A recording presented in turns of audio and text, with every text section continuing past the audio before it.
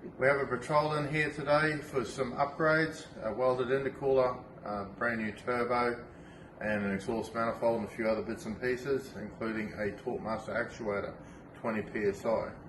Now, these are an awesome fit and forget boost system for a patrol, and we're going to give you a bit of a rundown today on exactly how to fit it. Now,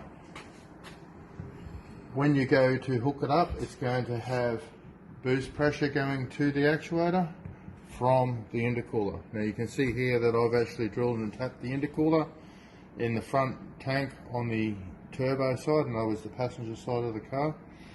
The reason I've done this is because I want to put the plastic engine cover back on so it seals to the intercooler nicely.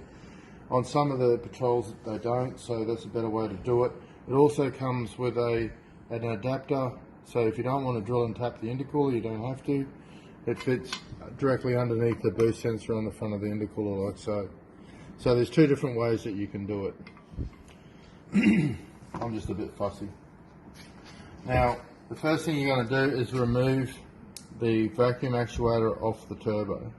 Now I've already loosened the 10mm nuts, but these are the nuts that you'll have to take off. You'll also have to remove this clip here. Now I'll use a little pick tool, which I just put underneath here. A small screwdriver or anything like that will do the job. You can see here. So try not to drop that down into the engine bay, or you'll find yourself spending a bit of time looking for it. Okay, so the two 10mm nuts are off, and you slide the whole actuator out.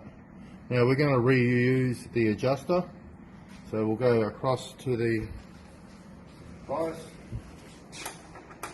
and we'll just nicely tighten that up in there.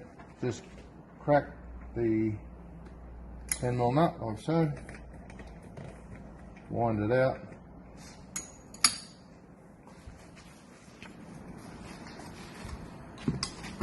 now you reuse this part and you put that back on to the Torquemaster actuator, and you wind it all the way up, because Torquemaster actuator is going to start all the way up.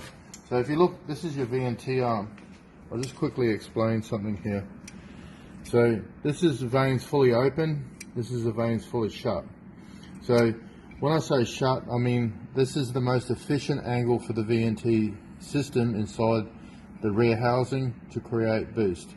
So even when it's a vacuum system, it starts from here, and then as the turbo creates too much boost pressure, the vanes will open a bit like a wastegate and waste off the extra boost pressure that's not needed. Okay. So you just slide the Torquemaster actuator in place. I can see that it's a little bit short, so I'm going to wind it out a bit.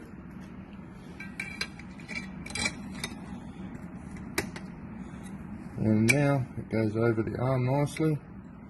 Now you want to wind the adjuster all the way up against that stopper screw. But first, you want to get your two 10mm nuts on here, so that your actuator is sitting nice and firm to the turbo. The back one's always a bit more difficult to get to, especially on the car. So nip these up.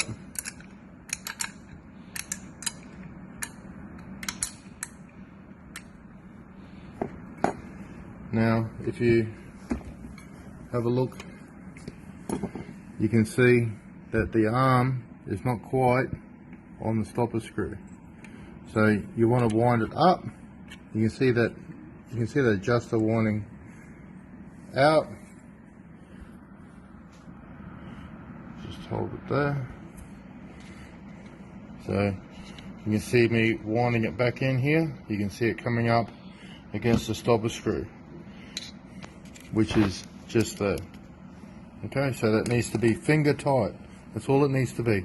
So finger tight against that stopper screw, and then you need to wind down the 10mm locking nut.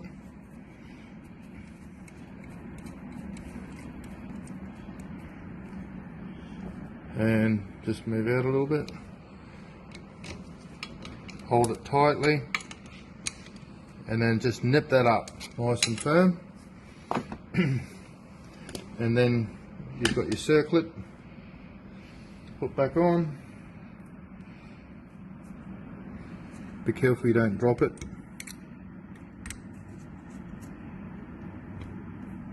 It's a little bit more difficult to do it when it's on the car. Okay, so that's all fitted up nicely up against the stopper screw. Now you can see the actuator here. The